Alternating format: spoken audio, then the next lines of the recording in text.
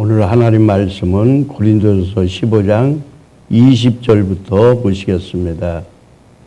20절부터 봉독하겠습니다. 그러나 이제 그리스도께서 죽은 자 가운데서 다시 살아나사 잠자는 자들의 첫 열매가 되셨도다. 사망의 한 사람으로 말미암았으니 죽은 자의 부활도 한 사람으로 말미암는도다. 아담 안에서 모든 사람이 죽은 것 같이 그리스도 안에서 모든 사람이 삶을 얻으리라. 그러나 각각 자기 차례로 되리니 먼저는 첫 열매인 그리스도요, 다음에는 그가 강림하실 때에 그리스도에게 속한 자요, 그 후에는 마지막이니 그가 모든 통치와 모든 권세와 능력을 멸하시고 나를 아버지 하나님께 바칠 때라. 그가 모든 원수를 그 후에 모든 원수를 그 발 아래에 둘 때까지 반드시 왕노릇 하시리니 맨 나중에 멸망받을 원수는 사망이니라. 만물을 그의 발 아래에 두셨다 하였으니 만물을 그 발에 두었다 말씀하실 때에 만물을 그의 발 아래에 두시니가 그 중에 들지 아니한 것이 분명하도다. 만물을 그에게 복종하게 하실 때에는 아들 자신도 그때 만물을 자기에게 복종케 하신 이에게 복종하게 되리니 이는 하나님이 만유의 주로서 만유 안에 계시려 하심이라. 아멘. 할렐루야. 부활주일 우리는 전례적인 행사로만 지나가서는 안 되기 때문에 오늘 이 시간에도 본문의 말씀을 통하여 부활의 신앙이 우리 가슴에 담아지기를 원합니다. 오늘 본문의 말씀에 보면은 첫 열매에 대한 예수님을 가리키고 있습니다. 첫 열매로서 예수님은 부활하셨다는 것입니다. 첫 열매는 우리가 어떻게 해야 되겠습니까? 첫 열매는 출애굽에 보면은 처음 난 열매를 하나님 앞에 드림으로 인하여서 출애굽기 23장 19절에 너희 토지에서 처음 익은 열매의 첫 것을 가져다가 너희 하나님 여호와의 전에 드릴지니 했습니다. 처음 열매는 하나님 앞에 속한 것을 우리에게 크게 교훈해주고 있는 말씀입니다. 자, 부활의 신앙이 있는 것과 없는 것은 우리 신앙에 큰 차이가 있습니다. 부활의 신앙을 믿지 못했던 제자들의 모습을 보세요. 부활의 신앙을 믿지 못했던 제자들은 예수님이 십자가에 못 박히시기 전에 다 뿔뿔이 흩어졌습니다. 못 박히시고 난 다음에는 다 숨어서 골방에 숨어 있었습니다. 그러나 부활의 예수님을 만난 다음에는 어떻게 됐습니까? 예수님을 담대히 나가서 증거하는 자들이 됐습니다. 오늘 봉독한 말씀 고린도전서 15장 20절부터의 말씀은 고린도전서 15장은 부활장이라고 하는데 이 부활장을 누가 기록했습니까? 사도 바울이 기록했습니다. 예수님이 부활할 당시에 사도 바울은 이름이 뭐였습니까? 바울이 아니고 사울이었습니다. 가장 큰 자라고 하는 이름의 뜻을 가지고 있는 사울이었습니다. 그는 어떤 사람이었습니까? 예수님을 못 박는데 합세했던 사람이고 예수님의 부활의 사건을 증거하는 사람들을 붙들어다가 감옥에 넣고 고문하고 하던 사람이었습니다. 그가 다메섹에 가다가 부활하신 예수님을 만나고 다메섹에서 그는 큰 빛에 의해서 눈이 실명이 되고 말에서 떨어지고 난 다음에 그는 주님의 음성을 듣습니다. 사울아 사울아 어찌하여 내가 나를 핍박하느냐. 그 음성을 들은 바울은 주님이 누구십니까? 나는 내가 핍박하는 나사렛 예수이니라. 나사렛 예수인 것을 알게 되고 그때부터 예수님의 부름을 받은 사도로서의 삶을 살아가는데 그가 숱한 복음을 위하여 예수님의 부활의 사건을 증거하게 하여 목숨 걸고 증거하고 난 다음에 만약에 기독교인들에게 이런 부활이 없다면은 우리가 주 안에서 수고하는 것이 모두 헛된 것이다 라고 했어요. 우리의 기독교인에게 부활이 없다면은 모든 건 헛된 것이라고 했습니다. 이 부활의 신앙은요, 부활의 신앙은 아브라함의 믿음의 조상 때부터 가졌다는 걸 우리 마음에 확실히 새겨 두어야 합니다. 우리가 아브라함의 믿음의 혈통에 들어와 아브라함의 믿음에 이제 자손이 되었다고 갈라디아서 3장 13절 14절에서는 우리에게 분명히 말합니다. 우리 모든 저주를 십자가에 내려놓았고 이제 예수 그리스도를 통하여 아브라함의 후손들이 되었다고 말합니다. 자, 우리가 예수 그리스도의 보혈의 십자가의 사건을 통하여 우리는 아브라함의 후손이 된 걸 감사합니다. 근데 이 아브라함이 과연 그럼 어떤 믿음을 가졌는가를 볼 때 아브라함의 믿음을 히브리서 11장에서 잘 가르쳐주고 있습니다. 히브리서 11장에서는 아브라함의 믿음을 1절에 말할 때 그는 바랄 수 없는 가운데 바라고 믿고 갔다고 말하고 있습니다. 그가 믿음을 가지고 순종하여 나갔을 때에 그리고 오래 참아 그는 의롭다함을 얻었다고 했습니다. 그런데 아브라함의 믿음이 결정적으로 온전한 믿음이라고 인정을 받았을 때는 언제였습니까? 창세기 22장에 아브라함이 이삭을 번제물로 드리라는 주님 하나님의 말씀 명령에 순종하여 모리아산에 이삭을 데리고 가 번제물로 드렸을 때에 하나님께서 그 같은 칼을 보고 그 손을 멈추라고 하고 이삭을 죽이지 못하게 하고 말씀하시기를 내가 이제 내 마음을 알았느니라. 내 독자 이삭이라도 나한테 아끼지 아니하는 줄 내가 내 마음을 알았느니라고 말씀하시고 뒤를 돌아보게 하여 보니 사냥이 있어서 사냥으로 번제를 드렸습니다.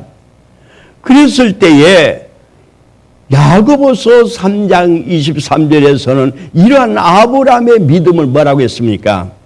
행함이 없는 믿음은 죽은 믿음이라고 말하는데 아브라함도 이 행함으로 믿음이 온전케 되었으니 그가 그 이삭을 바친 다음에 그 믿음이 온전케 되었다라고 했습니다. 그 믿음이 온전케 된 것을 히브리서 기자는 이렇게 말합니다. 히브리서 11장 18절에 저에게 이미 말씀하기를 내 자손이라 칭을 받는 이삭으로 말미암았으니 저 믿음으로 약속된 하나님의 약속을 믿고 믿음으로 이삭을 바쳤다고 했습니다. 19절에서는 이삭을 번제물로 드릴지라도 죽은 자 가운데서 다시 살리실 줄로 믿고서 드렸다고 했습니다. 아멘이십니까? 자, 아브라함 때도 이와 같이 부활의 신앙을 가졌습니다. 우리가 아브라함을 믿음의 조상으로 생각한다면, 우리가 아브라함을 믿음의 조상으로 여긴다면, 아브라함과 같은 믿음을 소유했다면 오늘 우리에게도 이 부활의 신앙이 있어야 마땅한 것이고, 우리가 온전한 믿음을 가질 때만이 우리는 구원의 확실성을 가지고 영원한 천국에 갈 수 있을 뿐만 아니라 이 땅에서 기독교인으로서의 능력을 행사할 수 있는 줄로 믿으시기 바랍니다. 왜 기독교인들이 나약한 모습으로 살아가는가? 기독교인이 나약한 모습으로 살아가는 것은 하나님 말씀 앞에 온전하지 못한 믿음 때문이라고 봅니다. 온전할 수 있는 믿음은 바로 아브라함의 믿음과 같이 부활의 신앙까지 확실하게 그 마음에 담고 살아가는 성도가 되어져야 될 줄로 믿습니다. 오늘 고린도전서 15장 14절에 이렇게 말합니다. 그리스도께서 만일 다시 살지 못하였으면 우리의 전파하는 것도 헛것이요 또 너희 믿음도 헛것이며 너희가 여전히 죄 가운데 있을 것이요 또한 그리스도 안에서 잠자는 자도 망하였으리니. 여러분, 여기 잠자는 자들 나옵니다. 우리가 지금까지 믿음의 생활을 할 때에 이 부활의 신앙이 없다면 모든 믿음의 행위들이 다 헛것이라고 했습니다. 그리고 이미 믿었다가 잠자는 자들, 죽은 자들도 그들도 믿음이 헛것이 된다고 했습니다. 역사가 도인비는 이렇게 말합니다. 나는 여러 해 동안 여러 시대를 연구하고 여러 소서에 대한 증거를 조사하여 보아도 인생의 역사 중에 예수 그리스도가 십자가에 죽으신 후 다시 부활하셨다는 표징보다 더 확실한 증거는 없었다고 했습니다. 역사가 도입니까? 아무리 조사를 해봐도 예수님이 부활하지 않았다고는 증거를 찾을 수가 없고 부활하셨다고는 증거만 나왔다는 것입니다. 철학자 파스칼은 아브라함의 하나님, 이삭의 하나님, 야곱의 하나님은 철학자, 신학자의 하나님이 아니라 성경에 기록된 대로 믿는 자의 하나님이라고 정의를 하고 논리적으로, 철학적으로, 과학적으로 믿는 현대판 사도계인들은 성경 말씀 그대로 믿고 나의 구세주로 영접하여야 할 것이라고 말했습니다. 주 그리스도요 살아계신 하나님의 아들임을 고백하는 믿음을 가져야 될 거라고 말했습니다. 오늘 우리 마음속에 세속화되어 가는 마음속에 예수 그리스도의 십자가의 사건과 부활의 사건이 힘해져 버린다면 우리는 기독교인으로서 나약한 기독교인의 모습을 가지고 살 수밖에 없다고 하는 것입니다. 성경은 분명히 말합니다. 천하 인간에게 구원을 얻을 만한 다른 이름을 우리에게 주신 일이 없습니다. 본문 말씀을 통하여 부활의 첫 열매로서 예수 그리스도를 소개받을 수 있는 오늘 저와 여러분들의 행복한 사람들인 것입니다. 잠자는 자들의 첫 열매로서 그리스도의 부활을 말씀하고 있습니다. 20절에 보면은 그러나 이제 그리스도께서 죽은 자 가운데서 다시 살아 잠자는 자들의 첫 열매가 되셨도다. 할렐루야. 여기 잠잔다라고 하는 말은 그리스도 안에서 죽은 자들을 일컫는 말이라고요. 빌립보서 1장 23절에 바울은 이렇게 말합니다. 내가 그 두 사이에 끼었으니 떠나서 그리스도와 함께 있을 욕망을 가진 이것이 더욱 좋으나 예수님과 같이 영원한 하늘나라 가 있는 게 더 좋으나 그랬습니다. 이 세상을 떠난 것은 그리스도와 함께 있기 때문에 너무 귀한 것입니다. 바로 우리 기독교인들은 죽는 것이 아니고 잠자는 것, 영원한 안식을 누리는 것에 불과한 것입니다.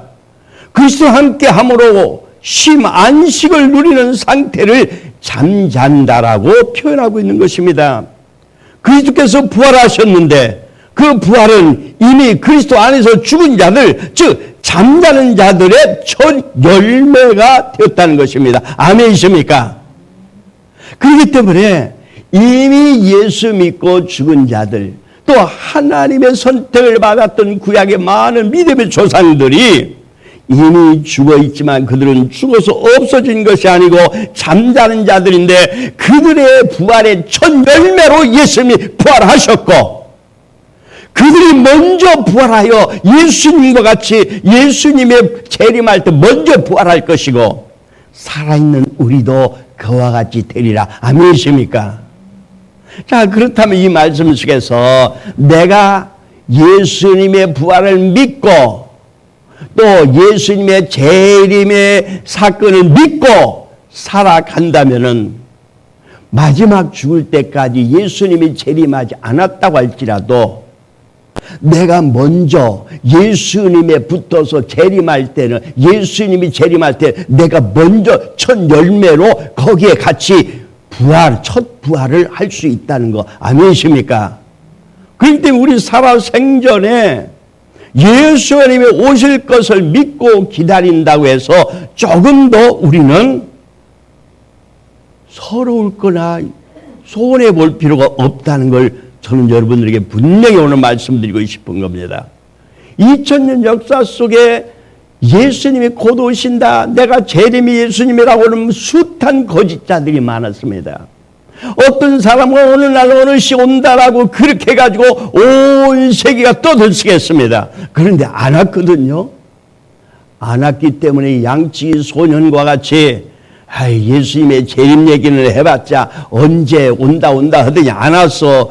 숱한 말들이 다 맞지 않았는데 뭘 그렇게 사탄인 우리에게 예수님의 재림의 사건을 무관하게 무디게 만들어 버리고 맙니다. 그러나 자, 여러분들은 확실히 알아야 할 것은 내 살아 생전에 예수님 말씀을 내가 곧 오리라고 하는 말씀을 믿고 내 살아 생전에 오실 걸로 믿고 믿음에 깨어 있는 가운데 어떤 일이 일어납니까?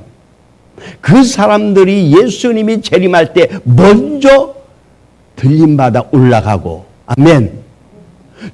그리고 우리가 또 이 땅에 사는 동안에 예수님의 재림을 믿고 기다린다고 하는 것은 그 마음속에 부활의 신앙을 확실히 가지고 있는 성도요. 그리고 그 마음속에 하나님 말씀으로 순종할 수 있는 순종의 영이 있음으로 말미암아, 말씀대로 살아갈 수 있는 능력이 있음으로 말미암아, 그런 성도는 성도로서의 능력 속에서 살아가는 거예요. 십자가의 사건으로 인하여 모든 저주를 끊어버리는 삶을 살 수 있고, 십자가는 모든 구원을 얻을 자들의 하나님의 주신 능력을 행하는 삶을 살아갈 수 있어요. 하나님의 자녀로서의 하나님의 자녀의 권세를 가지고 살아갈 수 있다는 겁니다. 아멘이십니까? 그러므로 우리 오늘 현대인들은요, 주님이 곧 오시든 안 오시든 내 살아 생전에 예수님의 재림을 볼 것이라고 믿고 사는 것이 마땅합니다. 그래서 예수님이 말씀한 거예요. 내가 도적같이 오리니 너희를 깨어 있으라고 말씀한 겁니다.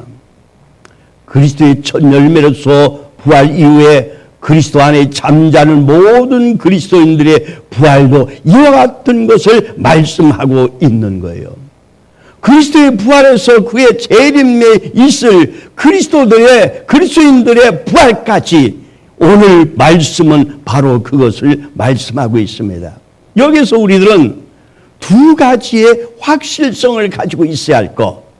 자, 우리의 믿음 안에는 예수님의 부활을 확실히 믿고 살아가는 성도들 되어져야 될 줄로 믿습니다.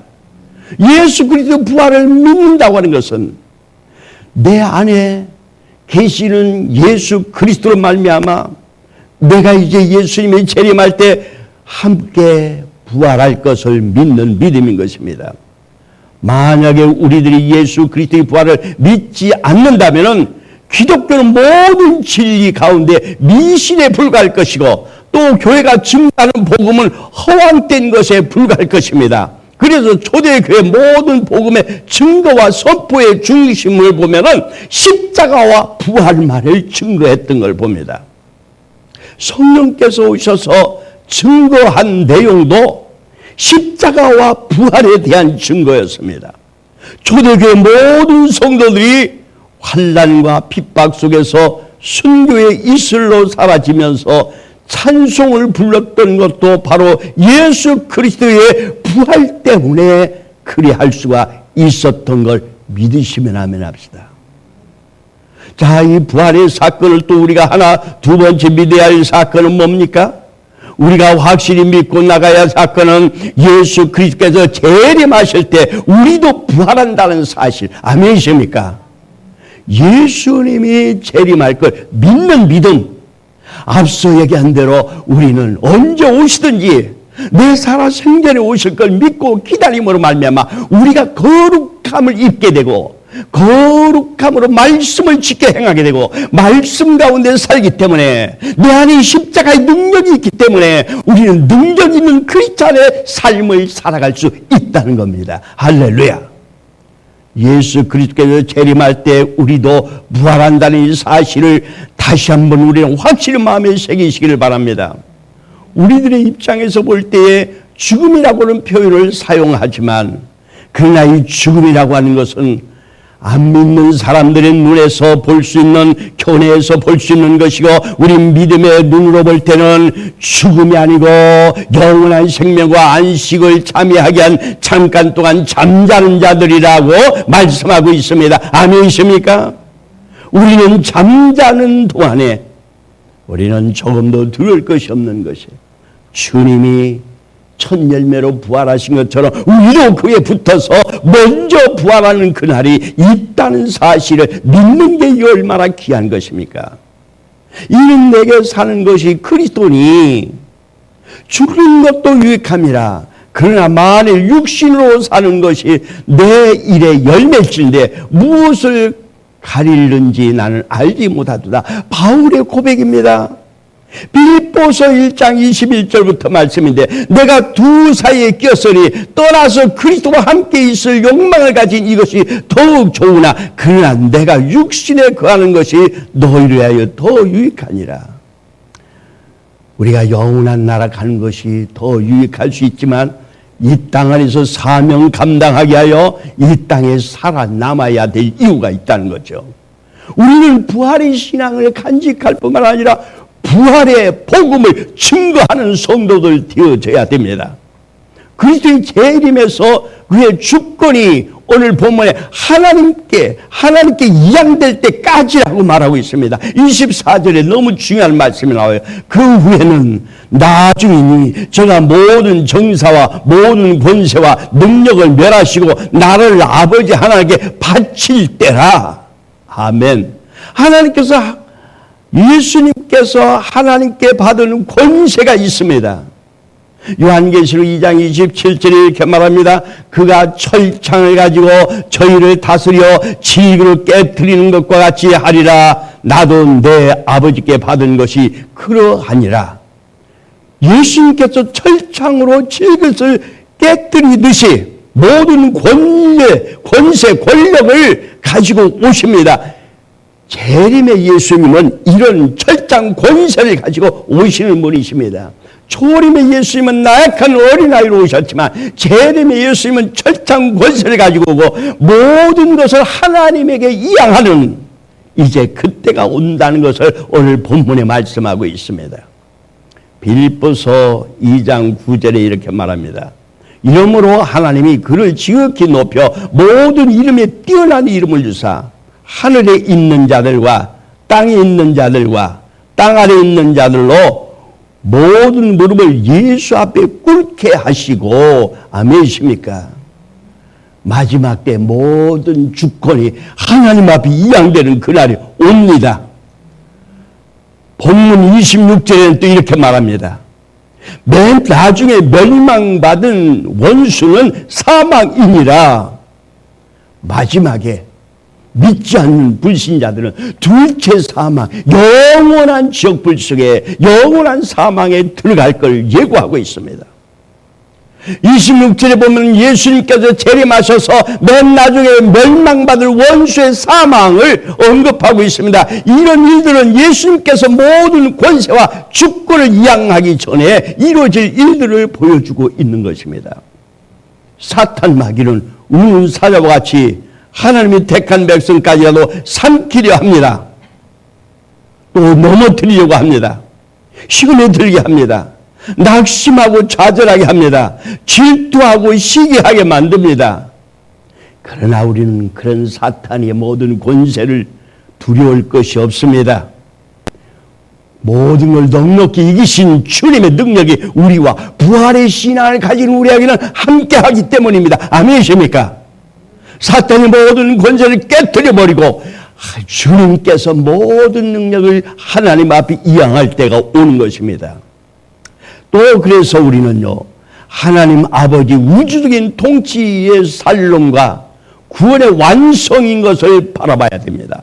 오늘 28절에 이렇게 말합니다. 만물을 저에게 복종케 하신 때에는 아들 자신도 그 때에 만물을 자기에게 복종케 하신 이에게 복종케 하리니 이는 하나님이 만유의 주로서 만유 안에 계시려 하심이니라. 만물을 예수님께서 복종케 하신 분은 하나님이십니다. 이제 모든 주권을 하나님께 이양할 예수님 역시 하나님께 복종한다는 것입니다. 이 복종은 이 세상에서 낮은 자가 높은 자에게 복종하는 그런 복종의 개념이 아니라 이제 하나님께서 만유의 주로서 만유를 통치하신다는 것입니다. 이제 진정한 구원이 완성되어 살롬의 평화가 임하는 것입니다. 지금 우리들은 예수를 믿음으로 하나님께 구원받았다고는 하나 아직 구원이 완성되지 않았기 때문에 우리들은 늘 불완전할 수 있습니다. 그러나 우리들의 구원이 완성될 그때 우리의 구원도 완전히 완성될 것을 믿으시기 바랍니다. 아멘이십니까? 그렇기 때문에 부활의 신앙은요, 우리를 두려움을 내쫓습니다. 우리 마음속에 불안정한 가운데 오는 모든 두려움을 부활의 신앙으로 내쫓아버리시길 바랍니다. 우리를 죽기까지 사랑하시는 좋으신 왕의 통치 아래서 영원한 삶을 살게 해주실 부활이신 왕, 왕중의 왕이신 예수님께서 우리 마음과 뜻과 힘을 다해 모든 영광과 존귀와 찬양을 드리는 삶이 되기를 축원합니다. 또 우리 마음속의 모든 근심과 염려를 없애버려야 됩니다. 너희는 마음에 근심하지 말라. 요한복음 14장 1절의 말씀입니다. 세상에서 너희가 환난을 당하나 담대하라. 내가 세상을 이겼노라. 할렐루야. 세상을 이겨놓았기 때문에 세상에 아무리 악한 것이 지금 우리 주변에 있다고 해도 우리는 두려울 필요가 없습니다. 부활은 우리에게 참된 평안을 줍니다. 마태복음 28장 9절에 예수님께서 저희를 만나 가라사대 평안하뇨 하시거늘 여자들이 나가 그 발을 붙잡고 경배하니. 할렐루야. 예수님이 부활하신 예수님 우리에게 부활하신 다음에 참 평안을 우리에게 주셨습니다. 로마서 8장 6절에서도 육신의 생각은 사망이요 영의 생각은 생명과 평안이니라. 할렐루야.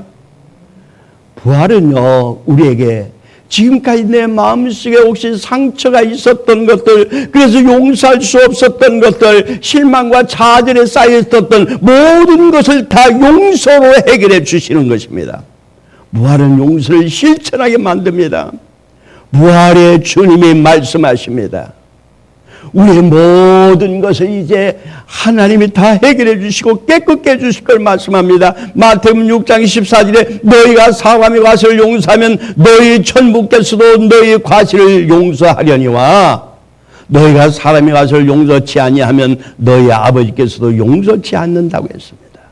우리 마음속에 상처로 인하여 왔던 모든 아픔들, 이제 그 상처를 십자가에 내려놓고 부활의 소망으로 채우고 부활의 신앙으로 채우고 우리에게 상처 준 사람들을, 상처 준 나까지도 스스로가 용서할 수 있는 성도들 되기를 축원합니다. 예배서 4장 32절에 서로 인자하게 하며 불쌍히 여기며 서로 용서하기를 하나님이 그리스도 안에서 너희를 용서하신 같이 하라고 했습니다. 고린도서 3장 13절에서도 누가 네게 혐의가 있거든 서로 용납하여 피차 용서하되 주께서 너희를 용서하신 것 같이 너희도 그리하고. 할렐루야. 예수님의 부활은 우리 속의 미움과 증오에 대한 모든 것이 사라지고 사랑으로 승리하게 만드는 것입니다. 오늘 저와 여러분들에게 사랑으로 승리하는 삶이 되기를 축원합니다. 베드로에게 찾아오셔서 내가 나를 사랑하느냐고 했던 예수님의 질문은 내가 너를 사랑하고 있다는 말씀도 되는 것입니다. 요한 사도는 말합니다. 우리가 먼저 하나님을 사랑하는 것이 아니고 하나님 우리를 먼저 사랑해서 우리 안에 사랑을 부어주었다고 했습니다. 그러므로 우리는 우리끼리 사랑하는 것이 마땅하고 우리가 서로 사랑의 삶을 삶으로 하나님이 살아계심을 안 믿는 저들이 볼 수 있다고 했으니 우리 안에 사랑으로 채워지기는 귀한 부활의 신앙이 되기를 축원합니다. 너희가 누구의 죄든지 사해주면 사해질 것이요 사해주지 않으면 그대로 남아있을 것이라. 이는 곧 우리가 이제는 용서하는 삶을 살 수 있도록 하신 주님의 음성입니다. 아멘이십니까? 마지막으로 우리에게 이제 이 부활이 증인되라고 하는 사명을 주님은 주셨습니다. 40일 동안 지상에 계시면서 예수님의 부활의 증인이 되기를 원하였습니다. 사도행전 1장 4절에 해 입으신 후에 또한 저에게 확실한 많은 증거로 친히 사심을 나타내사 40일 동안 저에게 보이시며 하나님 나라의 일을 말씀하시니 사도와 같이 모이사 저에게 분부하여 가라사대 예루살렘을 떠나지 말고 내게 들은 바 아버지 약속하신 것을 기다리라. 아버지 약속하신 것을 기다리라. 성령을 기다리라고 했습니다. 성령을 기다리고는 성령의 오순절 다락방이 나려 임함으로 말미암아 그들은 담대하게 부활의 복음을 증가할 수 있었습니다. 아멘이십니까? 우리는 이제 그래서 성령님이 내게 오심을 사모하고 성령님에 의해서 우리는 부활의 신앙을 증가할 수 있는 증인들의 삶을 살기를 원합니다. 우리 마음속에 이 놀라운 그리스도의 사랑이 우리를 강권하지 않습니까?